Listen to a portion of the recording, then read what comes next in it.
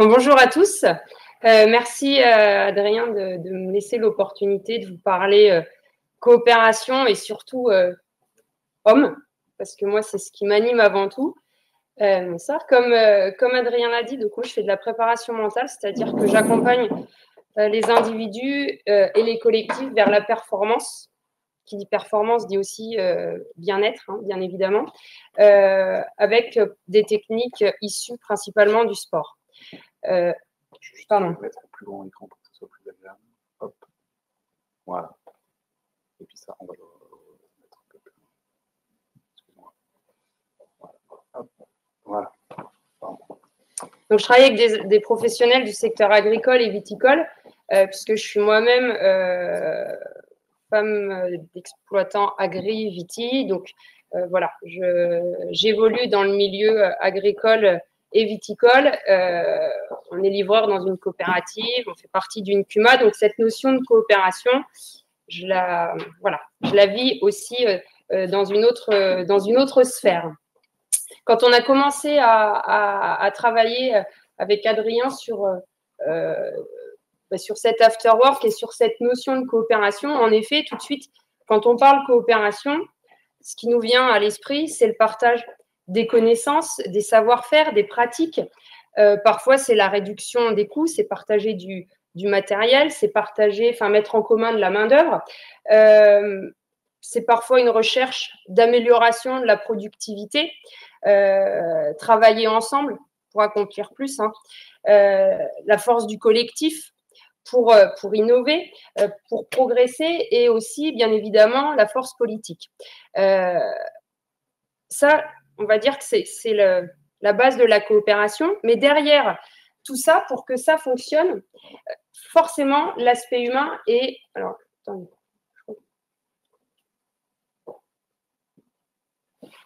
L'aspect humain est essentiel parce que dans la coopération, l'élément primordial, ça va être la relation entre des personnes. Quand on parle coopération, on a parlé CUMA, on parle aussi sur une structure, sur une exploitation.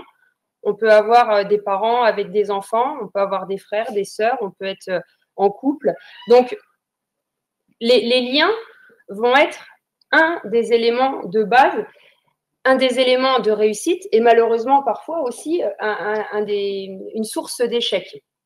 Donc, il me semble que, alors bien évidemment, n'hésitez pas à intervenir par rapport à ce que je dis. L'objectif n'est pas non plus que je sois seule au monde à parler, donc bien évidemment, prenez la parole quand vous le souhaitez. Il me semble déjà dans la coopération qu'un élément important est le fait que on ne peut pas forcément obtenir la coopération des autres. Le démarrage, c'est quand même déjà que nous, on offre notre coopération. On n'a pas été paramétré comme ça, hein. Dans l'enfance, c'est quand on est petit, on nous apprend tu vas prêter tes jouets, mais on n'a pas vraiment la certitude qu'en échange, on va récupérer le jouet du copain. Et globalement, on se construit quand même un peu avec cette incertitude, hein. Elle demeure. Donc, on ne va pas forcément attendre de l'autre qui coopère. Par contre, l'objectif, c'est de voir ce soir un petit peu comment on peut créer les conditions dans lesquelles on va permettre aux gens qui évoluent autour de nous d'être dans les bonnes dispositions pour réussir cette coopération.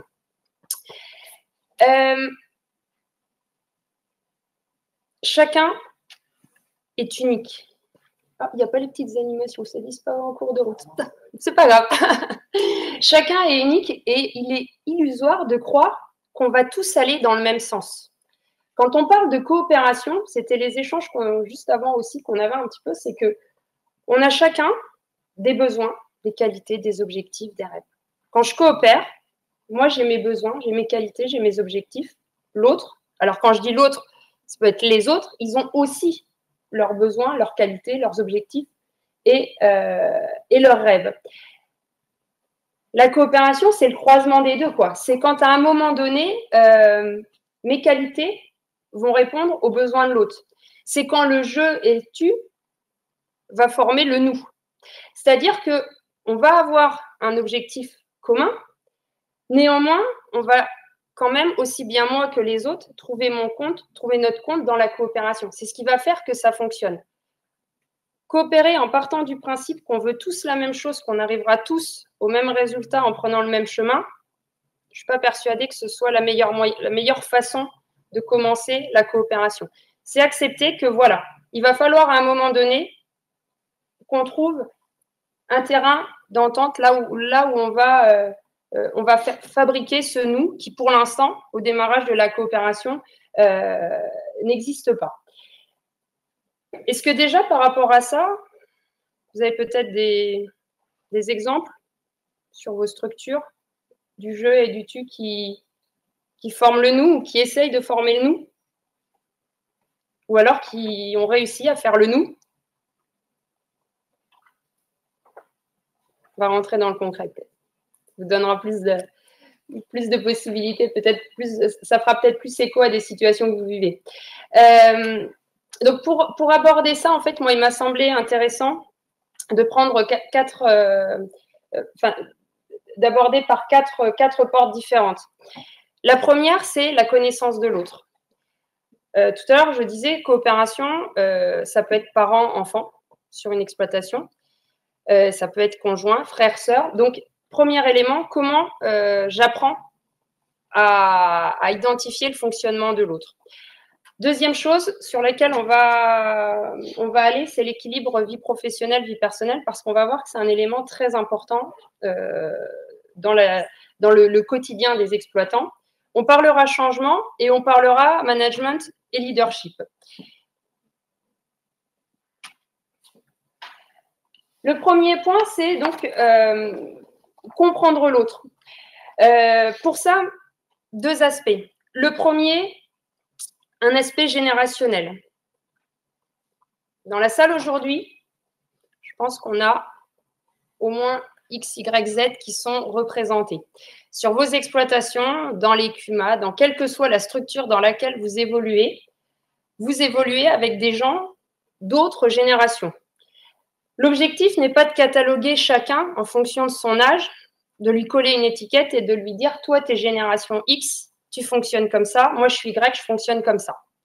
C'est pas ça. Par contre, c'est de se dire il y a quand même des grandes tendances et que ces grandes tendances, si je veux coopérer, il va falloir que je les prenne en compte. Si je suis Y, les X ne fonctionnent pas comme moi. Les Z non plus. Je pense qu'on a tous dit ou entendu dire « Ah, les jeunes d'aujourd'hui, hein, c'est plus ce que c'était quand même. » Non, personne? Bon, un petit peu quand même. Oui, c'est un fait. C'est un fait sur une exploitation. Si vous mettez deux générations à travailler ensemble, il va y avoir des points de friction parce que la vision du travail n'est pas la même. Donc là, le but n'est pas de dire les X sont bien, les Y sont parfaits et les Z, bon, bah, ils ne valent plus rien ou l'inverse.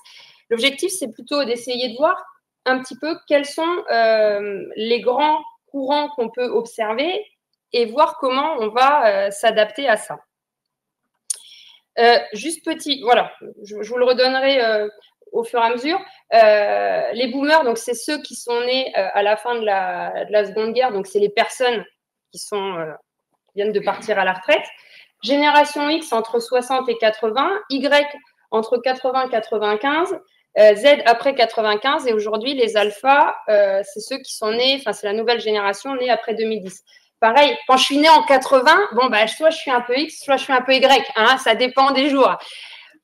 Vous allez voir que vous allez vous dire, pour ceux qui sont nés voilà, autour des années 80, à chaque fois qu'on saute une génération, vous allez vous dire, ouais, moi je suis plus dans celle d'avant ou dans celle d'après, quoi. Hein, généralement, on retrouve quand même un peu un mode de fonctionnement. Donc, pour comprendre cette génération X, il faut remonter à la génération d'avant, les boomers.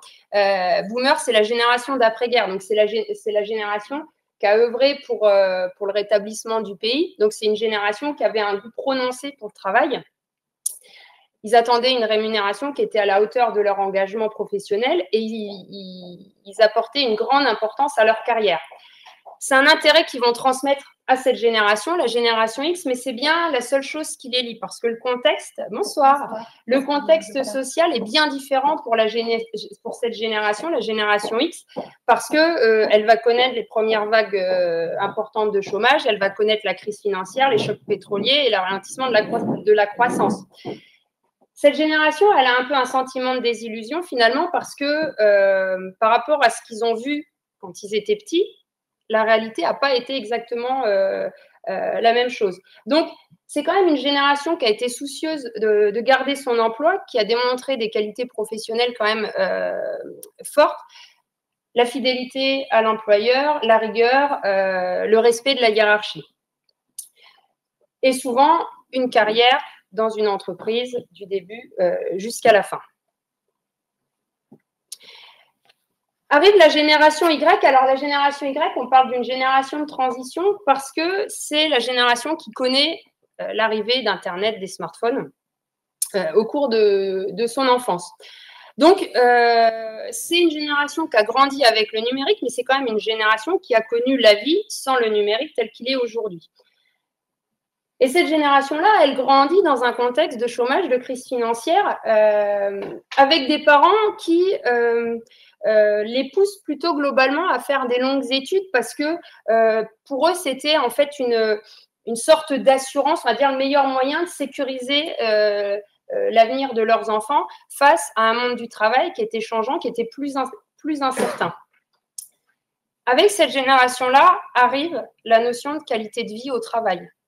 C'est-à-dire que c'est une génération qui a vu des parents qui se donnaient corps et âme pour leur travail et qui n'ont pas envie de reproduire la même chose. Donc, travail égale plaisir et équilibre vie pro, vie perso.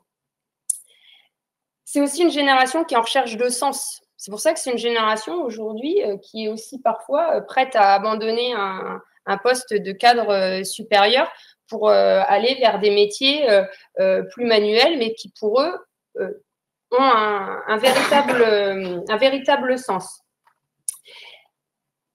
Ça reste une génération qui est attachée aux valeurs.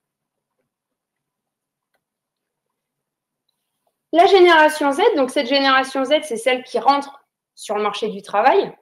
Génération ultra connectée, parfaite maîtrise des réseaux sociaux, Internet est leur média principal. Ce que nous, les générations d'avant, appelons les nouvelles technologies, eux, ils appellent ça les technologies tout court. Hein. Il n'y a plus le côté nouveau. Les tendances qui se dessinaient avec la génération Y, elles s'amplifient avec la génération Z. On est encore monté d'un cran en termes de niveau d'études. C'est une génération qui a un niveau d'études encore plus élevé. C'est une génération qui a soif d'apprendre et qui est nourrie par l'accès immédiat à l'information. J'ai une question, je cherche, j'ai la réponse. C'est une génération qui est habituée, c'est la génération Amazon. J'ai besoin, j'ai envie, je clique et j'obtiens. J'ai accès à tout, partout, tout le temps. Donc, génération d'immédiateté. Et c'est une génération qui va donc avoir un niveau d'exigence encore plus important. Ce qui est intéressant, c'est la question de l'équilibre vie pro, vie perso, parce qu'avec l'arrivée sur cette génération de l'hyperconnexion, ben finalement, la séparation vie pro, vie perso, elle se fait presque plus mince parce que connecté H24, mail, réseaux sociaux, etc. Pour résumer, on a les boomers, devoir et fidélité, les X qui avaient comme priorité de réussir dans la vie, les Y qui arrivent avec l'équilibre pro-perso et les Z qui sont dans le partage, les réseaux sociaux, l'ouverture. En 2025, 66% de la population active sera composée d'Y et de Z. Est-ce que vous vous retrouvez dans ces grandes tendances? Est-ce que ça vous parle? Est-ce que ça fait écho à ce que vous pouvez vivre dans vos structures? Ouais. C'est les alphas. Les suivants, c'est les alphas. Et on peut se poser la question de comment sera cette génération aussi. Parce qu'en effet, on voit que la Z est hyper connectée. Est-ce que les alphas peuvent être plus connectés que les Z? À voir. Donc ça, c'est une première clé de lecture. Parce que, bonsoir, derrière tout ça, on imagine vite que sur une exploitation, quand on est sur une reprise familiale, quand les enfants arrivent, Est-ce qu'on reçoit des clients le samedi après-midi? Parfois, c'est une question. Parce que, OK, on a grandi dans cette logique où la génération d'avant était toujours disponible pour les clients. La nouvelle génération n'a pas forcément cette même envie. Il n'y a pas une bonne réponse. C'est juste que quand on parle de coopération, on voit que des points de friction, on peut en avoir un certain nombre. On ne peut pas se limiter, enfin, disons que, voilà, j'insiste sur le fait qu'on parle de tendance, qu'il ne faut pas rentrer dans quelque chose de caricatural et dire on a une case et on s'y tient. Autre élément qui me semblait quand même aussi important à aborder quand on est vraiment sur la connaissance de l'autre, c'est la compréhension de la personnalité de l'autre. Parce que quand on va parler coopération, on va parler du comportement, des besoins, de la manière d'être de l'autre. Pour ça, je trouvais intéressant de vous proposer cette petite infographie. Peut-être que certains d'entre vous connaissent les profils comme on peut faire en entreprise, tout ce qui est MBTI, DISC, etc., qui sont des outils souvent utilisés pour le recrutement ou pour former des équipes, pour faire en sorte qu'on ait un maximum de compétences dans une même équipe. On peut le sortir du milieu des grosses entreprises et le remettre sur nos structures parce que finalement, un point essentiel aussi, c'est que dans la coopération, on va y revenir après, il y a de la communication. On développe chacun ces fibres-là. J'aime bien le terme fibre. C'est pas moi qui vient de Juliette Tournant, qui est personne qui a travaillé sur ce schéma-là, qui dit finalement, on a tous un petit peu de ça, plus ou moins développé. On peut avoir la fibre organisée, la précision, l'anticipation, la logique, l'organisation. Quand cette fibre organisée est développée, je vais avoir besoin d'être reconnue pour les qualités de mon travail. J'ai aussi besoin de rigueur, de structuration du temps. En face, on a la fibre créative, la spontanéité, la créativité, l'innovation, le sens de l'esthétique, le côté parfois un peu ludique. C'est celui qui va avoir besoin d'interaction ludique, c'est le salarié à qui on peut faire des petites blagues et le matin, ça le mettra de bonne humeur. Il va être à la recherche d'amusement, mais c'est aussi celui qui va s'exprimer de manière hyper spontanée, avec parfois ce que ça entraîne derrière. La fibre conviviale, la générosité, l'affection, le dévouement, côté chaleureux, c'est celui qui aime toujours bien quand on boit un verre en fin de semaine ou quand on fête un anniversaire. Lui, il a besoin de relations, d'échanges, de contact. Le visionnaire, c'est l'inverse. Lui, il va avoir besoin de calme, de temps. C'est le côté réfléchi, le côté imaginatif, le côté posé. Par contre, lui, si on lui propose de boire un coup à la fin de la réunion, ce n'est pas forcément ce qui va le faire vibrer. Le convaincu, responsabilité, fidélité, le côté engagé, consciencieux. Il a besoin d'être reconnu pour son engagement et il aime qu'on lui demande son avis. Et il aime donner son avis. Et le dernier, c'est la fibre compétitrice. C'est celui qui aime relever les challenges. Vous voulez courir dans un marathon dans un mois, vous cherchez un partenaire d'entraînement, c'est lui que vous allez aller chercher puisque lui, il dira oui. Je ne suis pas 100% compétiteur, je ne suis pas 100% convivial. Je suis un mix de tout ça. Mais les personnes avec qui vous travaillez, alors vous avez vos propres fibres, mais les personnes avec qui vous travaillez, elles ont aussi, elles, leurs propres fibres développées. Ça veut dire qu'à un moment donné, si je veux coopérer, il va falloir parfois que je prenne en compte que l'autre, il n'évolue pas comme moi. Je prends le cas d'une exploitation avec laquelle j'ai travaillé, où la viticultrice est très créative et la personne qui gère l'administratif est très organisée. Ça fait des étincelles. La créative, elle colle des post-it partout. L'organisée, elle les retire, elle fait des petits tas. Crispation en permanence. Pourtant, les deux sont orientés production. Hein.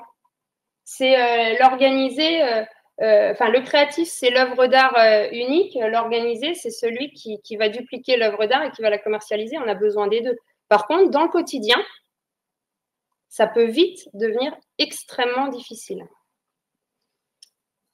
Vous vous y retrouvez dans ce petit schéma? Oui. Vous y retrouvez aussi les personnes avec qui vous travaillez au quotidien?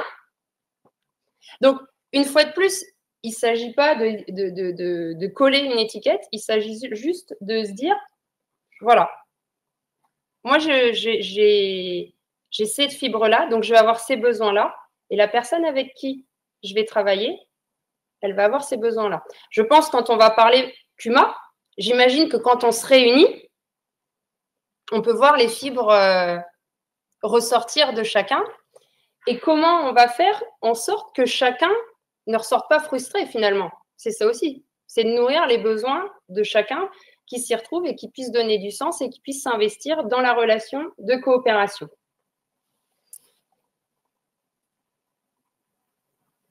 Vous avez des questions, n'hésitez pas, vous êtes très très sage.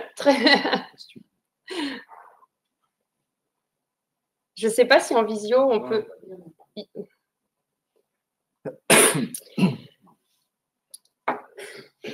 Je vous ai dit tout à l'heure, la génération Y, c'est la génération qui vient amener sur la table vie professionnelle, vie personnelle. Même chose quand on a travaillé avec Adrien pour concevoir cet afterwork. On s'est dit qu'on ne pouvait pas passer à côté de cette thématique-là, puisque on se rend compte qu'elle est hyper présente dans les exploitations et que là aussi, elle peut parfois être source d'incompréhension, de friction. Et finalement, c'est de se dire à un moment donné comment je trouve un équilibre, parce que j'en ai besoin, parce que tout à l'heure, je vous ai dit, moi, j'aime la notion de performance, mais derrière cette notion de performance, j'y place la notion de bien-être.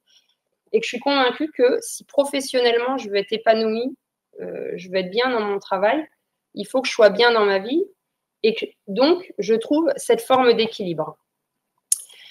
Concrètement, comment on peut traduire ça sur une exploitation? Donc, il ne s'agit pas de faire la liste, de vous dire, voilà, hein, ce que vous faites, ça ne va pas, à partir de ce soir, vous allez faire différemment.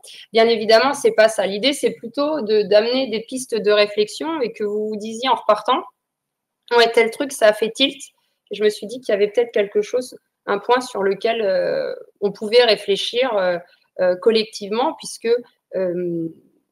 la spécificité quand même des exploitations, c'est que le familial, le personnel, est très lié au professionnel. À la différence d'autres professions où on part le matin, on va travailler, on rentre le soir, souvent on habite sur l'exploitation. Alors soit on habite sur notre lieu de travail, soit on travaille sur notre lieu de vie, tout dépend de la manière dont on le voit. Mais bon, très souvent, c'est un seul et même espace pour deux sphères bien distinctes.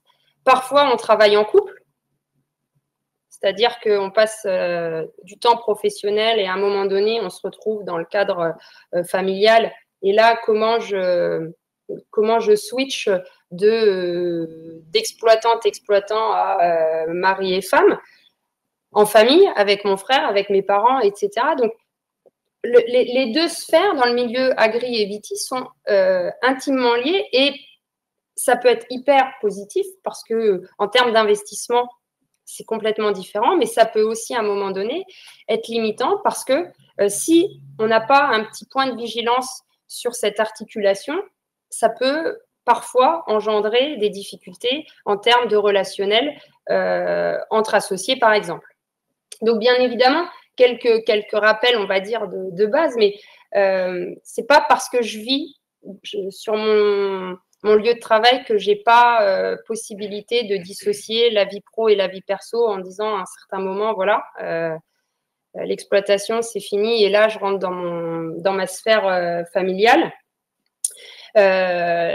Parfois, ça passe par de l'anticipation, de la planification, être clair aussi avec ses associés, et même si l'associé, c'est mon épouse ou mon époux, sur, voilà, tel jour, je ne travaille pas, je ne serai pas présent, et toi, quand est-ce que tu t'absentes? Comme on le fait dans une entreprise lambda, finalement. Hein. Bien évidemment, ne pas se négliger, C'est-à-dire que dans votre quotidien professionnel, si vous voulez performer, il est quand même indispensable de prendre soin de vous, physiquement, émotionnellement, de développer un certain nombre d'activités en parallèle. Ça, c'est un point qui me semble hyper important quand on parle de transmission. Quand on parle de transmission, on en reparlera après, quand on a un parent qui part à la retraite, parfois, le parent a un pilier, l'exploitation, les vignes. Le jour où ça s'arrête, il n'y a pas forcément d'autres piliers qui viennent prendre la relève. Et dans ce cas-là, du jour au lendemain, je n'existe plus. On partira tous à la retraite à un moment donné. Donc, c'est bien d'avoir anticipé le fait que plus, un peu comme les pieds d'une chaise, hein, plus on va avoir de piliers, plus on aura un équilibre le jour où il y a un des piliers qui se casse ou qui s'arrête. Qui dit coopération dit bien évidemment travailler en équipe. Quand je dis équipe, on voit bien que quand on est exploitant, on peut travailler avec des salariés, on peut travailler avec des associés, mais on peut aussi travailler avec des partenaires, on peut travailler avec des conseillers. Donc, on a possibilité de construire une équipe sur laquelle on va s'appuyer.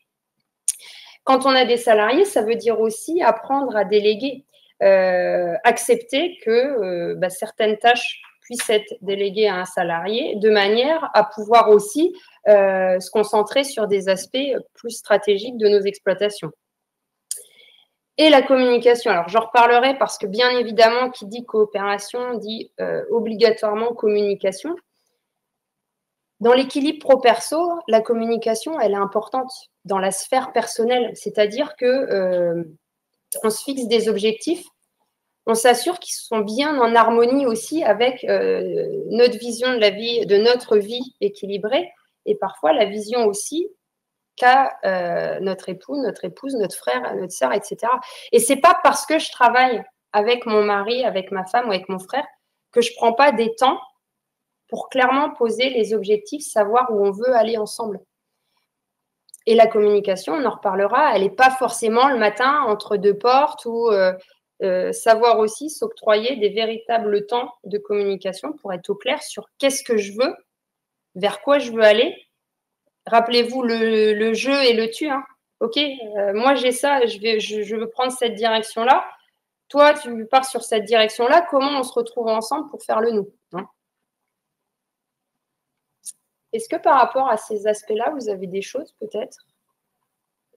Est-ce que ça fait écho à ce que vous vivez dans votre quotidien? En ligne, on a une question, le sens est-il plus important que la performance économique pour les nouvelles générations? Je pense que oui. Alors, plus importante, je ne vais pas m'avancer, mais je pense qu'aujourd'hui, c'est un petit peu la même chose que dans le recrutement, où je ne suis pas sûre qu'aujourd'hui, une entreprise arrive à attirer uniquement avec le salaire, sans pour autant donner envie à la personne. En fait, on a tous deux types de motivations. On a des motivations extrinsèques et des motivations intrinsèques. Motivation extrinsèque, c'est la rémunération, c'est les avantages qu'on peut avoir, c'est la reconnaissance sociale, la reconnaissance des pairs. Et on a les motivations intrinsèques, la curiosité, l'envie d'apprendre, l'envie de se challenger. On a besoin de nourrir les deux. C'est-à-dire qu'à un moment donné, oui, la rémunération est importante, mais je suis convaincue qu'elle n'est pas forcément suffisante.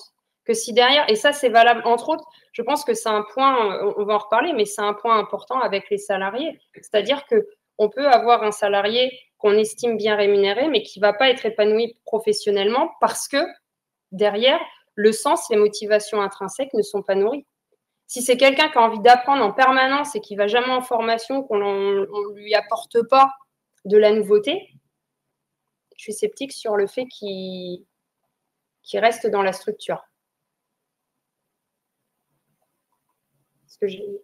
D'autres commentaires, c'est qu'on a parfois des difficultés entre générations dans les climats, avec des personnes qui ne sont pas forcément plus âgées, mais qui sont là depuis plus longtemps. Et peuvent avoir un différentiel entre ceux qui sont nouvelles arrivants. Ce n'est pas forcément lié à l'âge, mais ça peut être aussi. Alors, ça va faire un lien parfait avec le point suivant. Je pense que ça va répondre. Alors, est-ce qu'il y a une autre question? Parce que ça, je vais y répondre après, parce que je pense qu'avec Oui, après, ça peut être le cas aussi dans les fondations familiales. Les parents qui sont les grands-parents qui sont encore présents, et les jeunes qui arrivent, et ça se trouve à peu près le même. Et là, c'est la gestion du changement. La gestion de la gouvernance. Voilà. Donc, lien parfait. Apprendre à faire face au changement, parce que là, typiquement, en fait, c'est ça. Rien de mieux pour parler du changement que de l'illustrer avec la courbe du changement. Ça marche pour tout changement. Ça marche pour un départ à la retraite. Ça marche pour l'arrivée, par exemple, j'arrive dans une CUMA et il y a déjà des gens qui sont là depuis des années, le système il est rodé, etc. On est typiquement face à une situation de changement. Si je prends par exemple le cas d'un départ à la retraite, on en parlait tout à l'heure,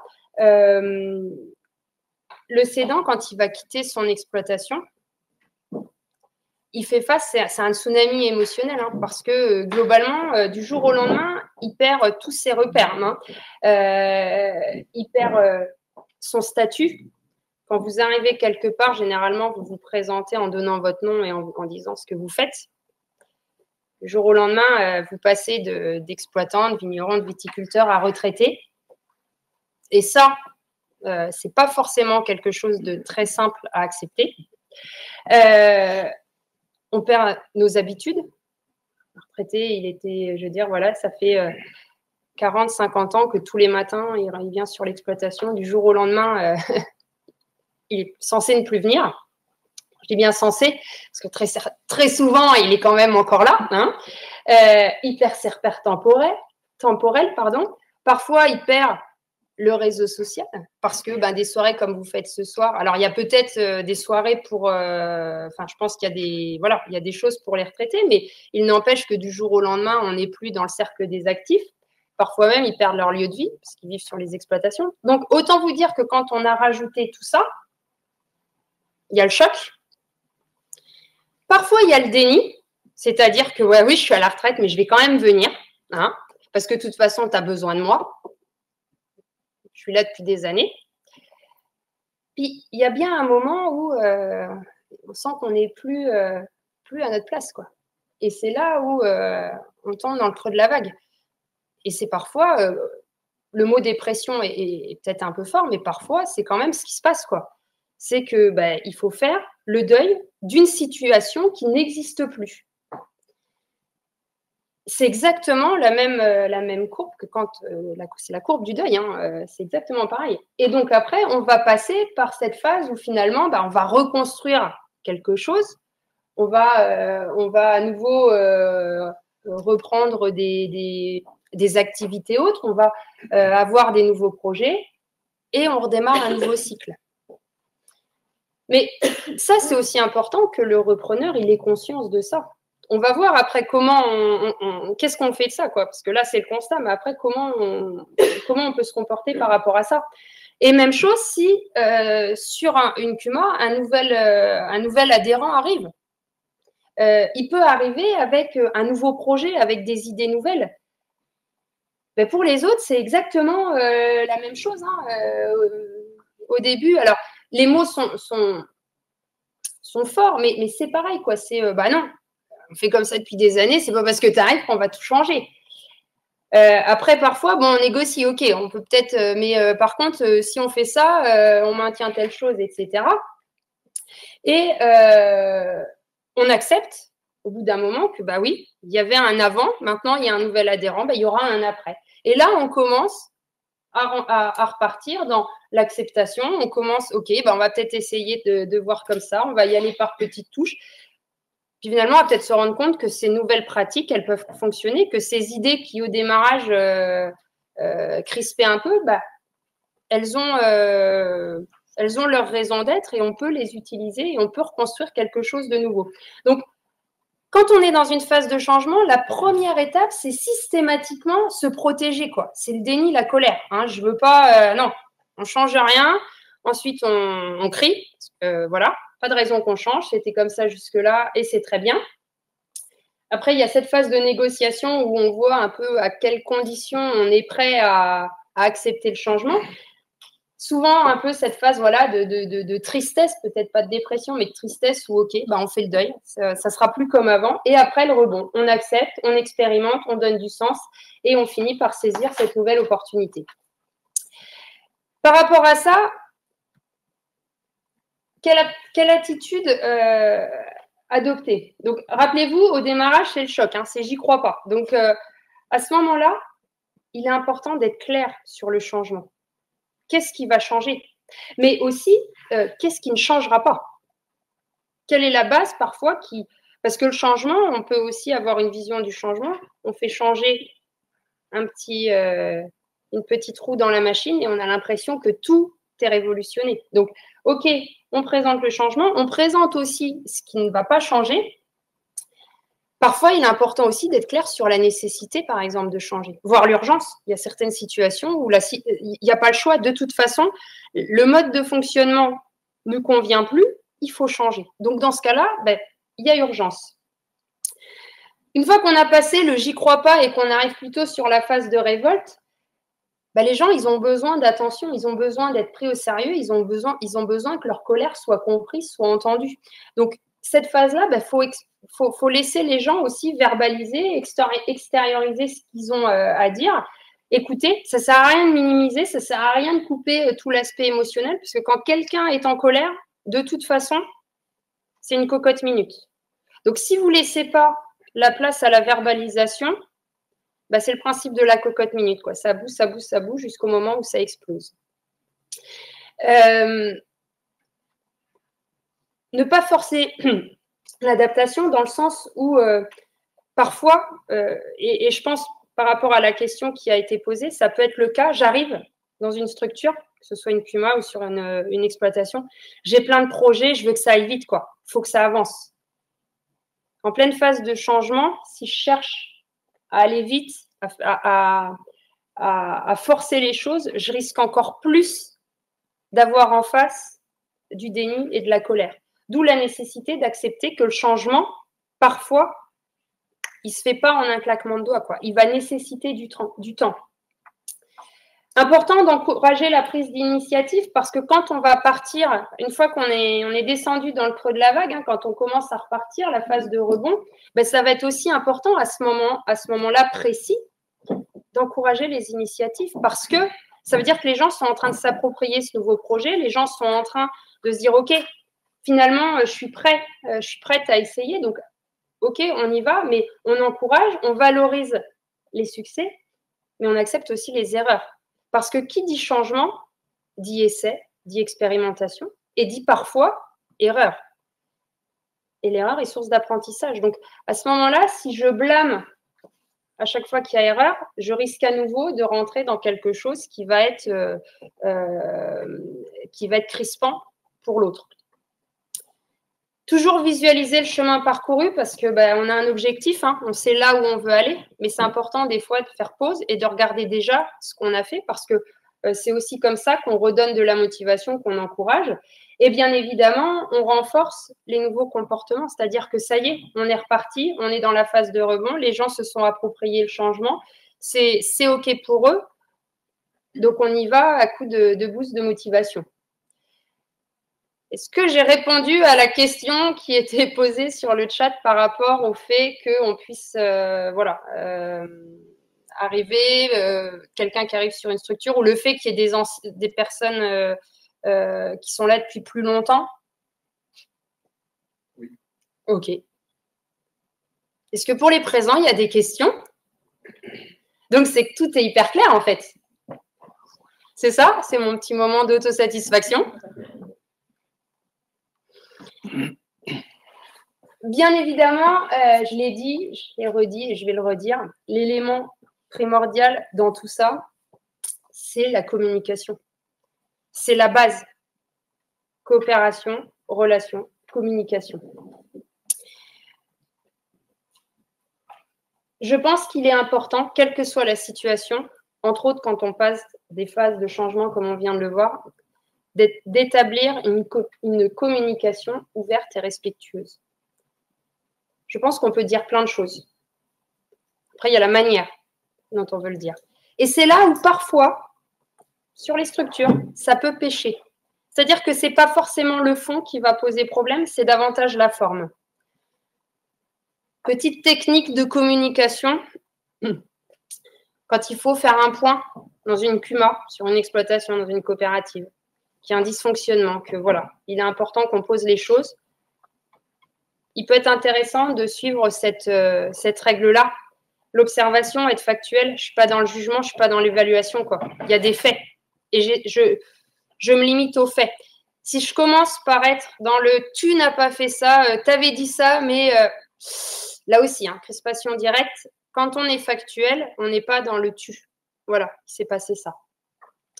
Derrière, hein, le sentiment, quoi. C'est que derrière, si vous estimez qu'il est nécessaire de faire un point, c'est qu'il y a un ressenti qui n'est pas hyper agréable, généralement. Et ce ressenti, il faut l'exprimer. Votre interlocuteur, il ne sait pas, lui. Hein. N'oubliez pas qu'on a chacun nos lunettes. Hein. Une même situation, on ne la vit pas de la même façon. Je vous donne un exemple simple. Vous vous mettez à l'entrée d'un grand 8 dans une fête foraine. Il y a des gens qui vont être hyper enthousiastes à l'idée de monter tout en haut. Il y en a d'autres qui vont avoir le trouillomètre à 0. Pourtant, c'est exactement la même situation. Hein. C'est un grand 8 dans une fête foraine. Dans votre quotidien professionnel, c'est la même chose. Vous vivez sur vos exploitations une même situation. Ce n'est pas pour autant que derrière, vous allez avoir le même ressenti que votre associé. Et qu'à un moment donné, le seul moyen de savoir ce que l'autre ressent, tout au moins d'informer l'autre de ce que je ressens, c'est de lui dire. Derrière ce ressenti, il y a un besoin. Il y a un besoin qui n'a pas été nourri. Globalement, quand on ressent une émotion, on dit que les émotions, c'est neutre. Il n'y a pas d'émotions agréables ou désagréables. Il y a des ressentis. Si j'ai un ressenti désagréable, c'est que derrière, il y a un besoin qui n'a pas été nourri. Même chose, ce besoin, il faut que je l'exprime. Qu'est-ce qui fait qu'à ce moment-là, dans cette situation-là, je ne suis pas dans quelque chose d'agréable? Je fais juste un petit détour parce qu'il me semblait important par rapport aux besoins de vous parler d'une petite chose, ce qu'on appelle les besoins situationnels, ce que vous pouvez être amené à rencontrer dans vos exploitations ou dans toute structure. Ayez toujours en tête que quand vous êtes avec… Alors, si on prend l'exemple d'un salarié, si vous avez des salariés, quand votre salarié il n'est pas compétent, son besoin, c'est des directives claires, précises, structurantes, qui vont le renseigner. Une fois qu'il commence à faire ses premiers pas dans votre structure, là, il va avoir besoin d'être accompagné, il va avoir besoin que vous répondiez à ses questions techniques ou parfois personnelles, enfin, le rassurer, tu penses que je suis capable d'eux. Une fois que la compétence elle est acquise, là, il va avoir besoin d'autonomie, hein, il veut voler de ses propres ailes. Et c'est seulement une fois qu'il est autonome qu'il va éventuellement nourrir d'autres besoins, d'évoluer ou de transmettre ou de conseiller ou d'échanger avec vous. Mais par rapport, entre autres, à cette notion de communication, c'est important des fois d'avoir un petit point de vigilance sur ce qu'on appelle les besoins situationnels. Donc, j'observe, je donne mon ressenti, qu'est-ce que je pense de cette situation, derrière quel besoin n'est pas nourri, et à un moment donné, je formule une demande claire, précise et concise. Le nombre d'échanges sur une exploitation, où quand on a fini, on n'en sait pas plus qu'au début. Ça vous parle? Non? Tout est toujours clair, précis, concis à la fin dans vos échanges? C'est bien, tant mieux, c'est très bien, mais j'ai quand même l'impression que parfois, cette phase de demande claire, précise et concise, elle est un petit peu oubliée. C'est-à-dire que quand il y a un dysfonctionnement, à un moment donné, ouais, ok, on fait quoi? Parce que si le truc il reste un peu comme ça en l'air, soit il va retomber d'un seul coup, ça va faire pchit, mais il ne se passera pas forcément ce que j'attends derrière. Et moi, je peux avoir une demande. Donc, c'est important que je la communique aussi, cette demande. Donc, établir une communication ouverte et respectueuse par rapport à ce qu'on disait, enfin la question qui a été posée tout à l'heure. c'est générationnel, mais valoriser l'expérience des aînés. Il n'y a rien de pire pour un aîné de pas que son expérience ne soit pas prise en compte. Ça ne veut pas dire qu'on prend tout, qu'on repart avec tout ce qu'il a, mais on prend en compte le fait qu'il a certainement déjà vécu des choses avant nous qui peuvent nous servir en termes d'apprentissage. Et c'est aussi parce que je vais valoriser l'expérience des aînés que moi, je vais pouvoir amener mes nouvelles idées de façon progressive. C'est une histoire d'équilibre, en fait. Je ne peux pas tout amener sans prendre en face. Bien évidemment, établir des objectifs communs. On en a parlé déjà tout à l'heure. Qu'on soit clair sur ce qu'on veut.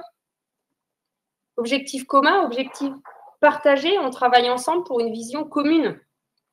Ça ne veut pas dire qu'on va forcément avoir la même vision du chemin. Par contre, on est au clair sur où on veut aller.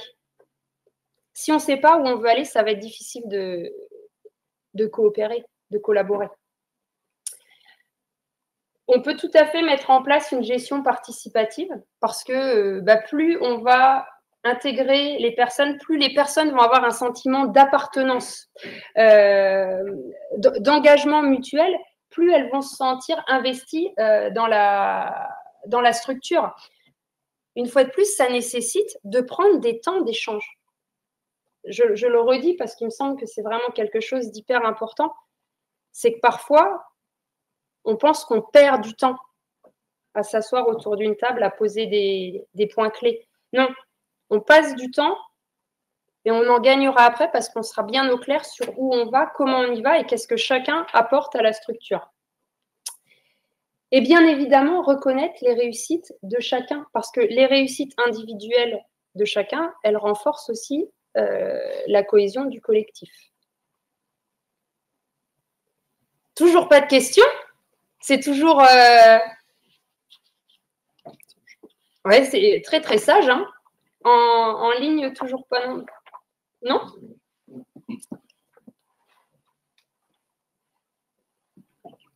Le dernier point qui me semblait aussi essentiel, c'est la notion de management.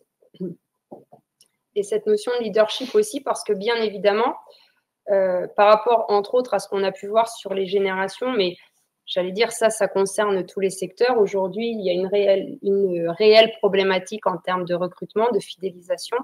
Donc forcément, à un moment donné, c'est des points sur lesquels on se doit de réfléchir.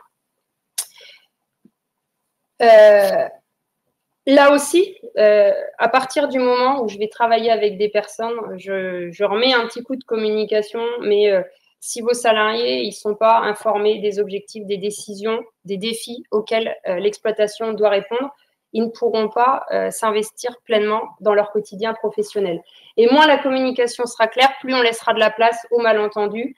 Donc, il est important de renforcer à la fois la confiance et de créer ce sentiment d'appartenance. Tout à l'heure, on parlait de motivation intrinsèque, ne pas négliger tout ce qui est formation et développement, puisque je le répète, ok, motivation extrinsèque, rémunération, les reconnaissances, tu fais du bon boulot, c'est top, ok.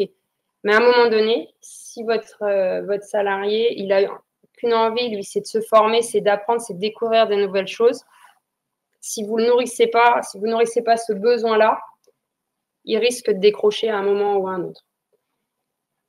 Être bien clair sur les rôles de chacun. Tout à l'heure, on parlait des phases de transmission. Par exemple, sur les exploitations, on a des périodes qui peuvent des fois être assez longues où plusieurs générations cohabitent. Qui fait quoi? Qui fait quoi? Et est-ce qu'à un moment donné, on peut poser sur la table le qui fait quoi? Être au clair sur la place de chacun.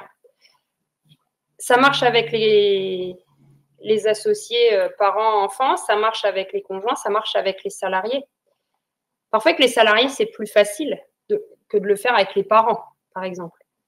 Mais quand un parent est sur le départ en retraite, il y a des choses sur lesquelles il est peut-être important qu'il lâche et qu'il transmette en termes de savoir-faire. Donc, être au clair sur à quel moment je prends la main sur telle chose, quoi.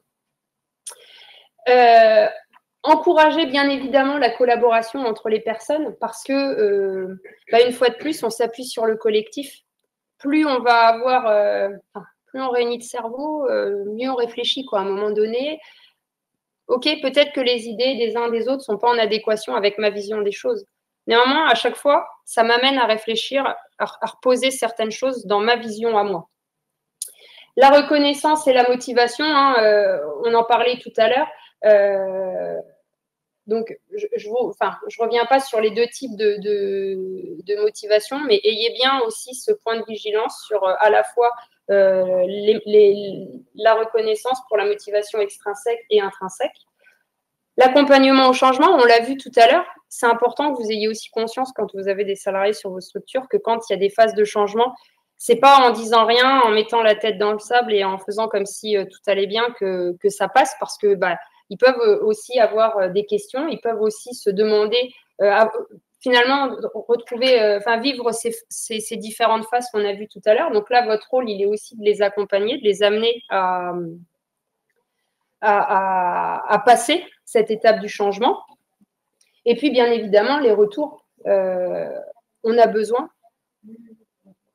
Non, pardon, il y a du bruit, j'ai cru. On a besoin de retours en permanence. On a besoin de savoir, bonsoir, on a besoin de savoir comment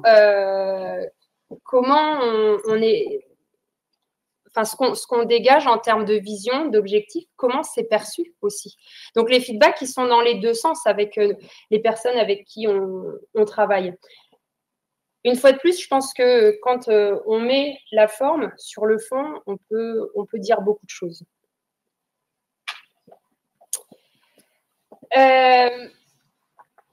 Il me semblait intéressant de faire un petit détour sur, parce que donc, toujours dans l'idée de la coopération, on parle bien évidemment de la relation. Et qui dit relation dit degré de maturité relationnelle, c'est-à-dire qu'on n'a pas, dans la relation avec vos associés, avec vos collaborateurs, il n'y a pas forcément les mêmes degrés de maturité. Là aussi, c'est quelque chose qu'il est intéressant d'avoir dans un coin de la tête parce que parfois, ça peut aussi ça peut entraîner quelques frictions au sein des structures. On a par exemple le stade de dépendance, c'est quand, alors j'utilise le terme interlocuteur parce que c'est les personnes avec qui vous allez travailler. Donc, ça marche dans une CUMA, ça marche sur une exploitation, ça marche dans une COP. Enfin, ça marche à partir du moment où on met des gens ensemble qui visent un objectif commun.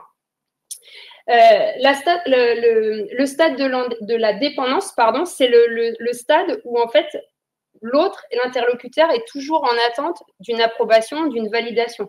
Pas d'initiative, on est sollicité en permanence, il attend qu'on prenne en charge les décisions. Donc, c'est ce qu'on appelle le stade du vous. À ce moment-là, c'est important de valoriser les marques d'autonomie au maximum, de solliciter les suggestions, les avis, d'inviter l'autre à penser par lui-même. Je ne suis pas ton cerveau, tu peux à un moment donné te prendre en charge et prendre des initiatives. On a ensuite le stade de contre-dépendance. C'est le moment où l'interlocuteur peut se positionner en fait dans le non en permanence, mais ce n'est pas pour autant qu'il va se prendre en charge et prendre des initiatives. Donc là aussi, on va chercher à favoriser au maximum l'expression, d'accepter qu'on puisse être en désaccord, mais par contre, en étant quand même toujours clair sur les règles du jeu. C'est-à-dire que ça ne veut pas dire qu'à ce moment-là, on accepte tout et on sollicite, on essaye tout au moins de solliciter un maximum de propositions parce que là aussi, on est toujours dans la recherche d'une prise en charge par éventuellement le salarié ou l'autre associé. Le stade d'indépendance, c'est le moment où il y a une confusion entre autonomie et indépendance. Le moment où je dépends de personne, j'ai besoin de personne et je gère tout seul. C'est le jeu. Et là, le jeu, ok, on peut laisser de l'autonomie, mais à un moment donné, il faut être quand même ferme sur un certain cadre qui est non négociable. Et puis forcément, j'allais dire, la maturité relationnelle qu'on attend pour la coopération, c'est le nous, c'est le moment d'interdépendance où là, on va être dans l'égalité, c'est-à-dire que en face, on a une personne qui va être affirmée dans l'expression de ses besoins, qui va être force de proposition.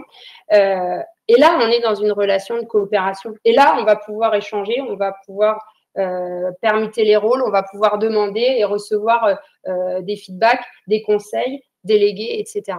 Donc, ce qu'on va rechercher, c'est toujours le nous. Mais il faut être clair aussi qu'il y a une histoire de degré de maturité et qu'on ne construit pas le nous du jour au lendemain.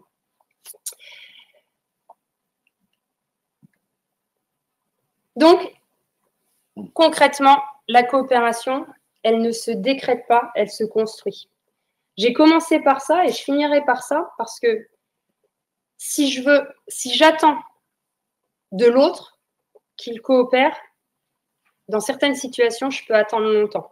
Donc moi, il me semblait important, pour terminer, de dire, ok, mais moi, finalement, dans cette idée de coopération, qu'est-ce que je peux faire, qu'est-ce que je peux, quelle énergie je peux mettre pour inciter l'autre à coopérer. Je n'ai pas la main sur l'autre. Donc, je vais déjà mettre mon énergie et mon attention sur ce que moi, je peux faire pour me mettre dans une relation de coopération. Ce sont des clés, une fois de plus. Vous en avez certainement d'autres. Je pense que c'est intéressant d'y réfléchir.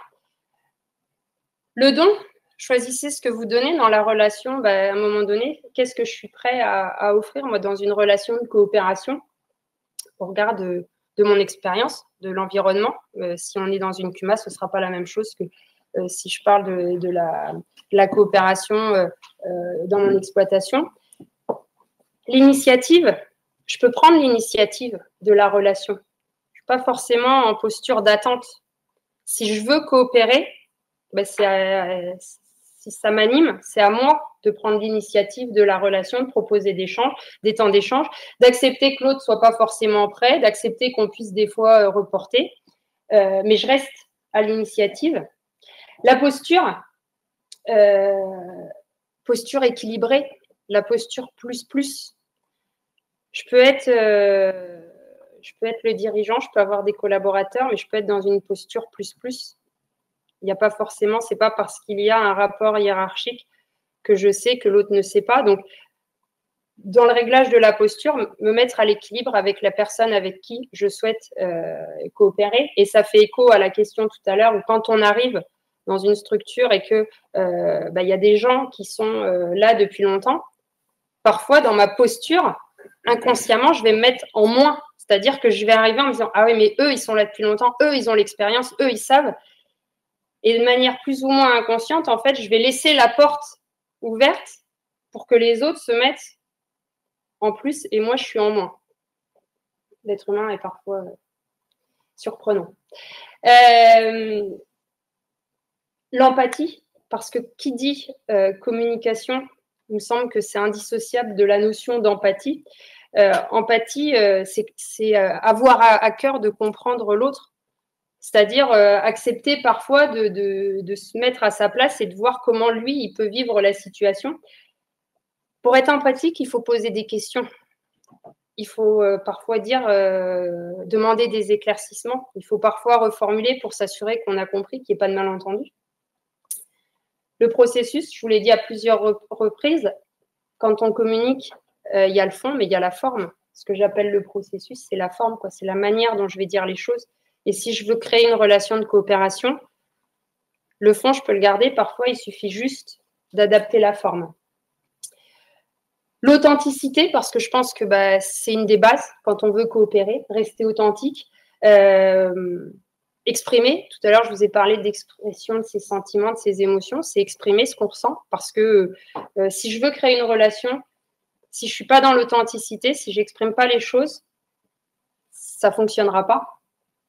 Et l'objectivité. Parfois, on oublie un petit peu, on s'éloigne un peu de l'objectivité, le côté factuel et des fois le côté aussi prise de recul, prendre un peu de hauteur, regarder la situation un petit peu du dessus et se dire, voilà, de manière très objective, qu'est-ce qui se passe?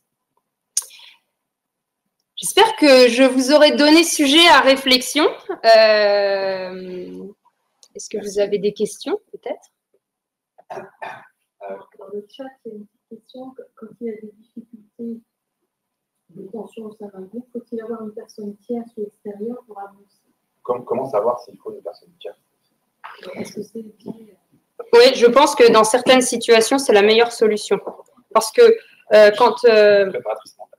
Ben oui, je ne l'ai pas dit. Mais bon, là, oui, voilà, par exemple, n'hésitez pas à m'appeler. Voilà, ben c'est clair, c'était amené en douceur, en fait. Non, mais... Merci Christophe. Voilà, mais non, je pense que de toute façon, dans certaines situations, il est indispensable de faire appel à une personne extérieure parce que tout à l'heure, quand on parlait de la communication, on voit quand même des situations dans des structures où il n'y a plus de communication, où on ne peut plus mettre les gens autour d'une table et où on ne peut plus avoir un échange constructif.